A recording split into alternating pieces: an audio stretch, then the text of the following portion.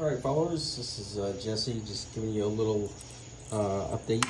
I'm working on a Ford F-150 4.9 liter 1996. I got the wiring harness in front of me, and there's a few issues with this wiring harness.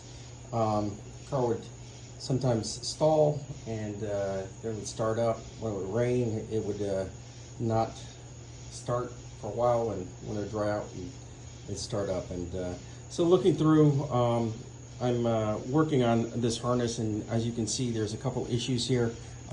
So how am I fixing it? Obviously, I'm just getting newer wires here, and what I'm doing is that I'm splicing into the old wiring harness because I don't have all the brand new pins, but this should be sufficient for this repair.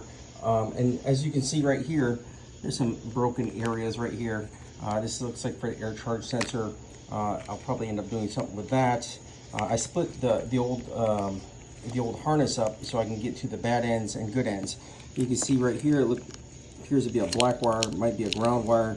That's clearly opened up. I'll replace that wire. I have replaced these two wires, and then of course this was the coil plug. The coil plug was in bad shape. You know, you can see that's all kind of jacked up. The splice was kind of ripped up. So I cut that out, spliced that in, and then in addition, I bought a new connector here, so I have some new pieces to go in here. So in order for this to work out properly, just have to have some patience. I try to get the same color wire, so that way if I'm working on it down the road, I'm not confused to what the color wires are. Often what I'll do is I'll cut this short here, so that way I have the original color wires before I splice them in. I use these butt connectors and a proper crimper. After I crimp them, what I'll do is I'll throw a little bit of solder between the joints to ensure that there's a connection. And after that, what I'll do is I'll put a glue inside, shrink fitting there. So that really kind of seals things up, so I don't have any issues with the actual wiring harness.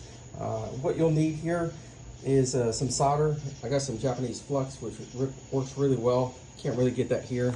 Got a little torch that works perfect. You can get a soldering iron if you don't have one of those. Works out fine. And you want to get a smaller solder, flux solder.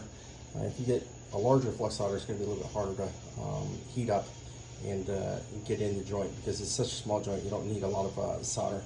So anyways, that's the 4.9 harness update. Hope you like it, and if you have questions, let me know. Thanks, bye.